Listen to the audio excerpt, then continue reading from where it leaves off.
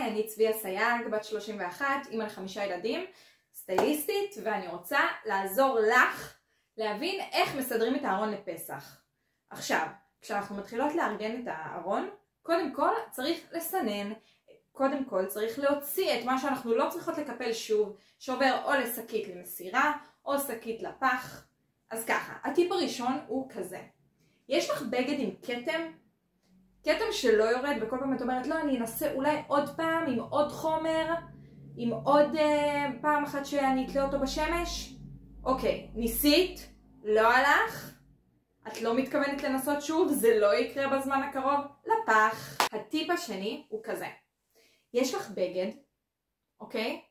שפדיחה להסתובב איתו בחוץ. כאילו, גם אם תלכי לזרוק איתו זבל ופתאום תראי מישהו מהשכונה, מהרחוב, שכנה, משהו, אז תהי כזה, וואי, איזה באסה, פדיחה שלבשתי את זה, לזרוק זבל. אם יש לך פריט כזה בארון, להעיף אותו ומהר. טיפ שלישי, האם יש לך פריט בארון שכל פעם שאת לובשת אותו, אבל כל פעם שואלים אם את בסדר, אולי את לא מרגישה טוב, אולי את רוצה כוס מים, את חיוורת, משהו כזה? יש לך פריט כזה? אז זאת מקומו לא בארון שלך. אם יש לך פריט שכל הזמן חושבים שביום שאת לובשת אותו את לא מרגישה טוב, או שאת נראית חלשה, הוא לא עושה לך טוב. אז טיפ רביעי.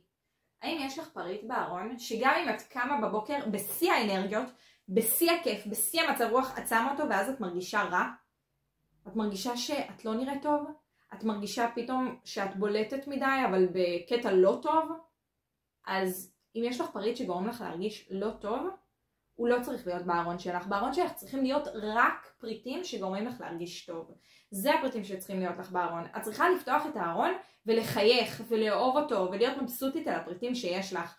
לא צריכה לפתוח את הארון ולהיכנס לדיכאון ולבאסה וללבוש בגד שמוריד לך את כל האנרגיות והמצב רוח שכבר יש לך.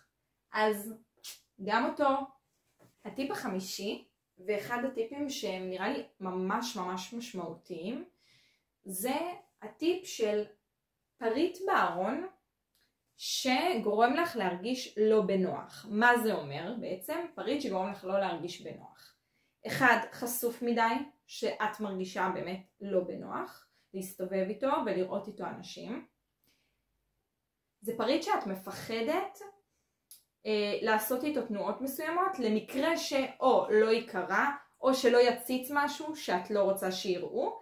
פריט שהוא לא נוח, גם במובן הפיזי, שאת לא יכולה לקפל איתו ידיים, שאת לא יכולה להתכופף איתו. אז אני הולכת לתת לכם עכשיו טיפ שישי, אחרון.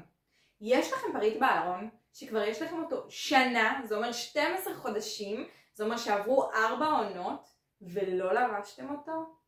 בכל סיבה כלשהי, עברה שנה ולא לבשתם, תמסרו, תזרקו, לפי המצב של הפריט.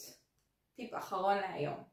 מי שרוצה לעבור איתי את התהליך סטיילינג ובאמת לסדר אותו כמו שצריך, ובאמת לקנות רק את הדברים שנחוצים רק לך, תשלחי לי הודעה, תתקשרי אליי ונעשה את התהליך הזה ביחד.